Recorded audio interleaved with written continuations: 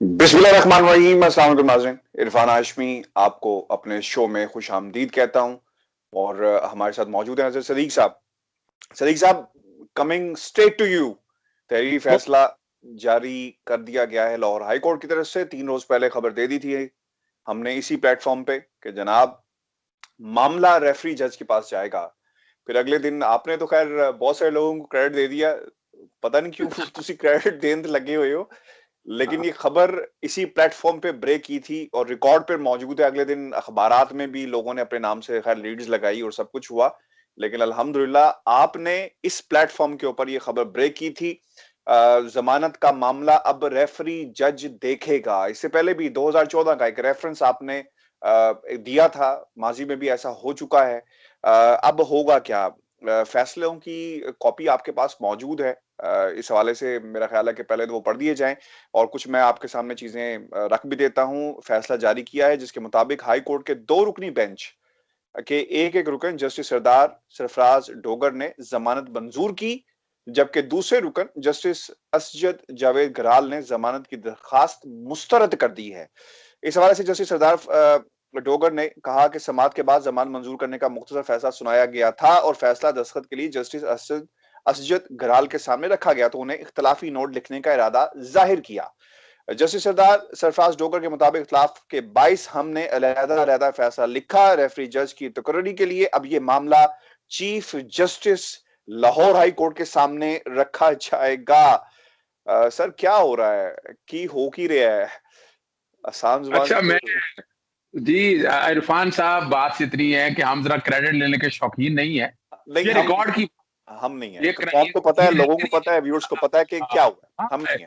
हमने हमने एक रवायत डाली है, आपको पता है। हमने एक रवायत डाली है कि हम मेन स्ट्रीम मीडिया मीडिया से हटकर बात करेंगे और हमने साबित किया।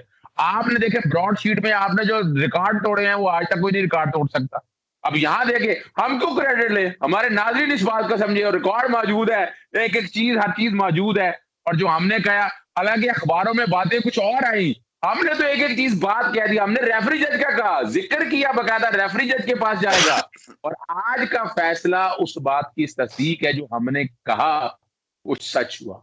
इसको कहते हैं मुस्बत और पॉजिटिव रिपोर्टिंग। हकायक के साथ मेन स्ट्रीम मीडिया तो टिल्टेड बात करता है, हम टिल्टेड बात नहीं करते। सर फैसला पढ़ दें। लोगों ने कहना है बात हम ट्रैक कर रहे हैं, लंबी कर रहे हैं, फैसला पढ़ दें। पहला अच्छा, फैसला आपने पढ़ना है, जिसमें तहरीरी फैसले में जो जस्टिस सरदार सरफराज डोगर जिन्होंने जमानत मंजूर की है, सर उनका फैसला पढ़ें क्या है। अच्छा, पहले मैं स्पॉट में बता दूं, ये जस्टिस मोहम्मद सरफराज डोगर साहब ने 10 सफात पर फैसला तहरीर किया, 16 पैरास लिखे। और दो जनाब जस्टिस असद जावेद गुराल साहब ने 14 सफात और 22 पैरास पर लिखा और बड़ा डिटेल रीजनिंग दिया है। असद जब जो सरफराज डोगर साहब का पैरा है, जो स्टार्ट से ही पढ़ने वाला, बड़ा मजेदार है। ये एक नई जंग शुरू होगी, याद रखिएगा।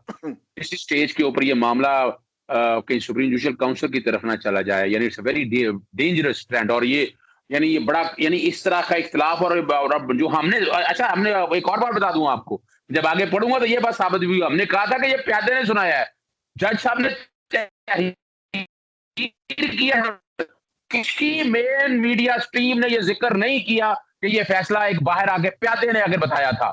हमने अपने इस चैनल का, इस प्रोग्राम के जरिए हमने बताया था। मैं अब फैसला पढ़ता हूं जस्टिस सरफराज डोगर साहब का। At the outset, it is appropriate to mention that instant case was fixed before the division bench comprising by my learned brother Asjad Javed Gural judge and me, and after hearing learned counsel for the parties and going through the record, unanimous order, लफ्ज ध्यान देखिए, unanimous order for grant of bail to the petitioner was announced. But subsequently, when the short order for releasing of the petition was placed for signature before my learned brother Asad Javed Gural judge, who then who then disclosed that he intends to give his dissenting view.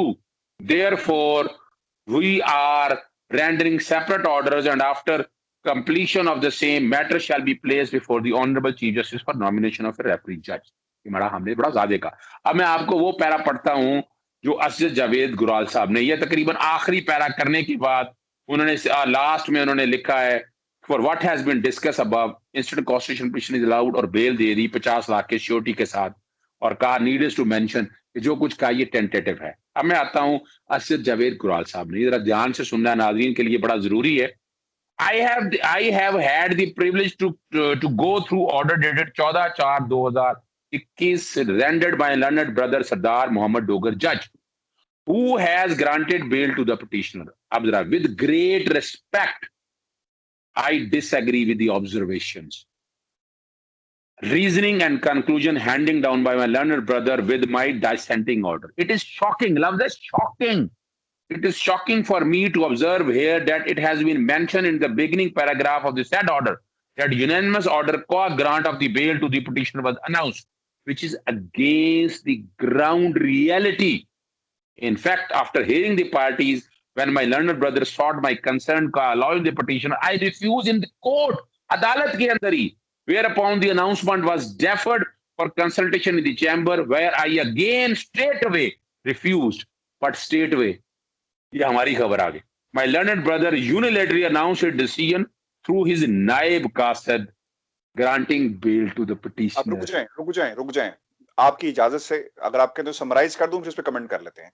बिल्कुल comment कर. जज साहब ये कहते हैं कि मैंने अपनी राय का इजहार यानी फैसले का इजहार अदालत में कर दिया.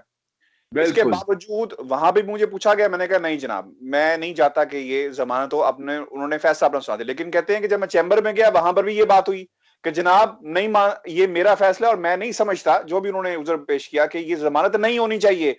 लेकिन शॉकिंग है कि मेरी इस बात को सुनने के बावजूद दूसरे जज साहब ने क्या किया, अपने एक प्यादे यानी जिसका वो आप जिक्र कर रहे हैं ना, वो बाहर आता है और ये फैसला सुना देता है, जनाब जमानत होगी. भाईजान आज मुझे कहने दें, आप तो हमेशा रोकते हैं सर, ये अदालतें सियासी नहीं है तो क्या है, ये नवाज कोर्स नहीं है तो क्या है.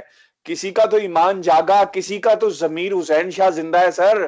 किसी ने तो कहा कि क्यों जनाब, तो ये तो इख्तलाफ नहीं है सर, इख्तलाफी नोट नहीं. मैं समझता हूं कि ये मामला तो तसादुम की तरफ जा रहा है, अदलिया तकसीम हो गई है सर.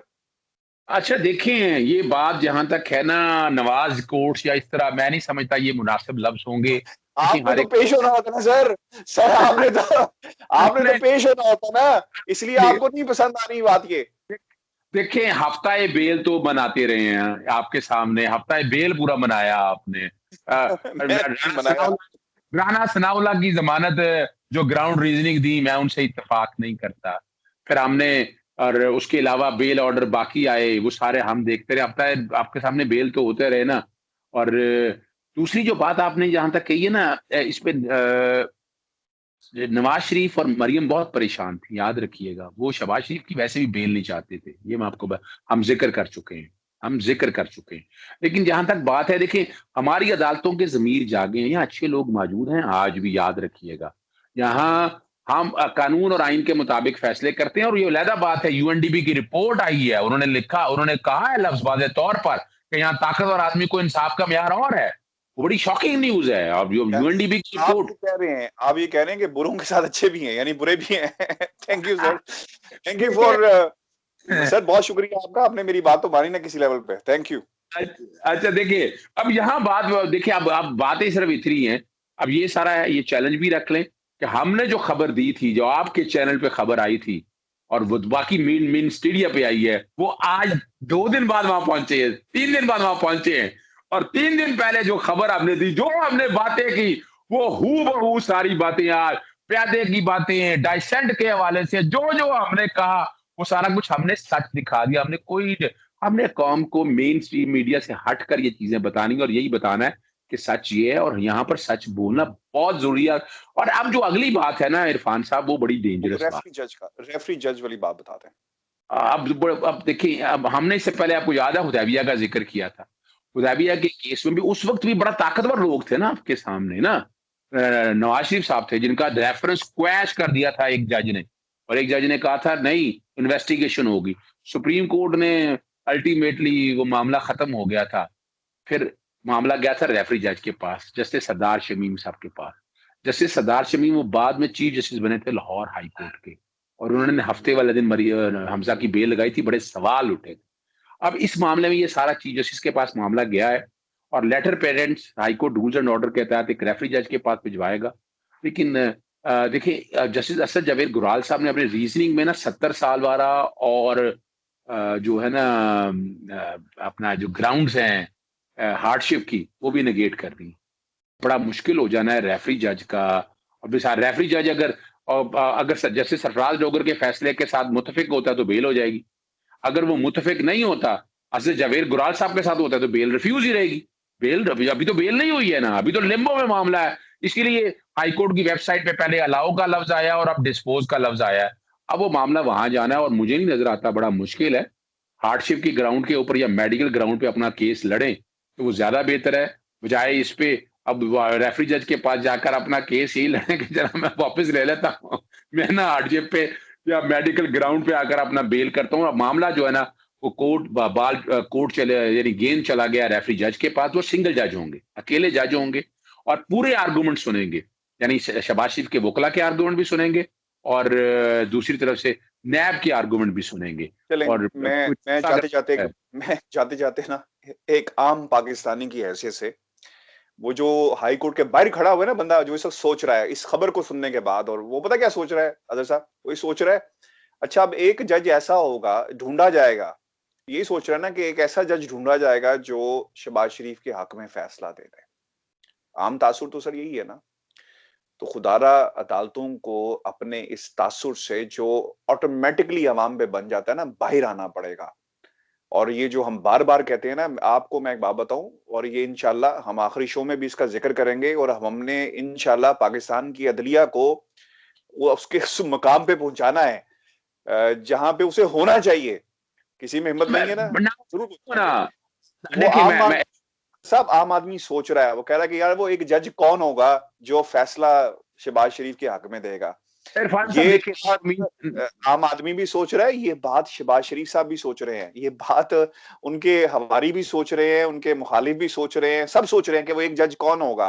अब वो एक जज तलाश किया जाएगा। वैसे मेरिट क्या होता है सर किसी भी जज के पास, ये रेफरी जज को बनाने का? कोई भी हो सकता है, इस पे भी रोशनी डाल।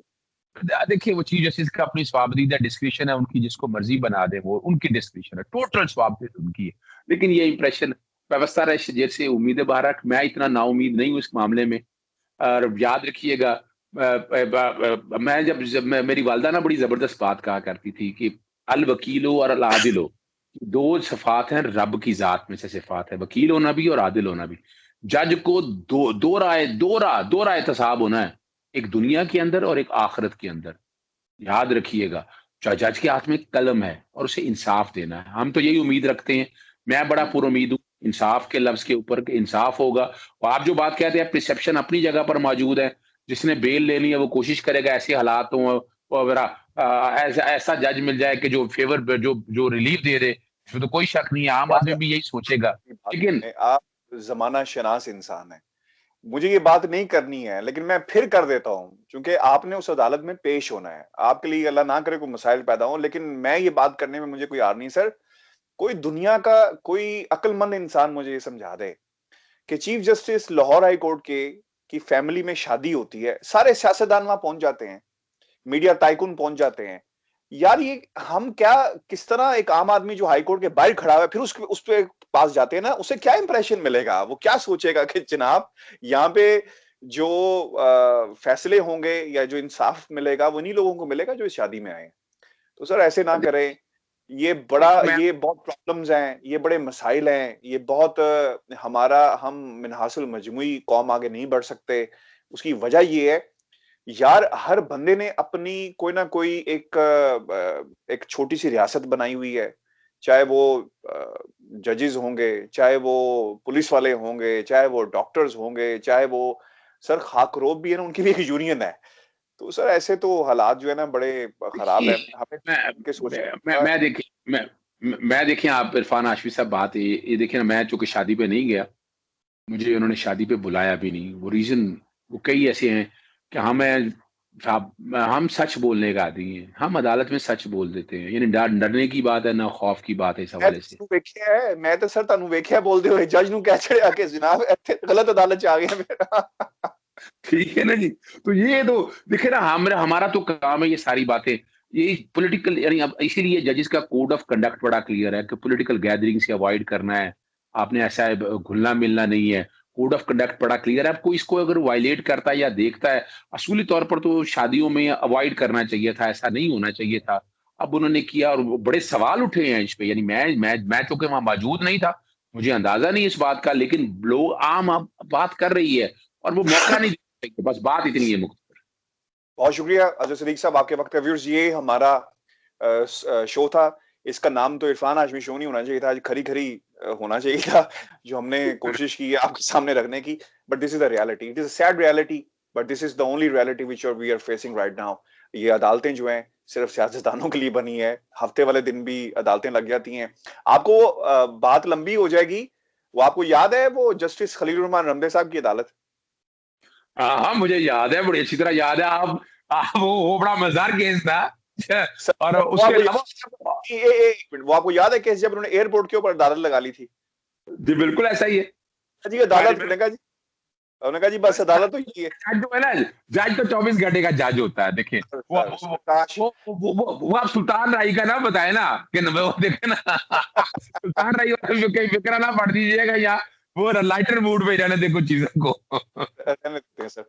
व्यूअर्स अपने कमेंट्स हमें भेजें, खुदा के लिए पार्टिसिपेट करें इसके अंदर, इस बहस को हम बड़ा करेंगे और हम नहीं, जहाँ पे इंसाफ नहीं होगा ना हम बोलेंगे, चाहे वो कोई भी होगा।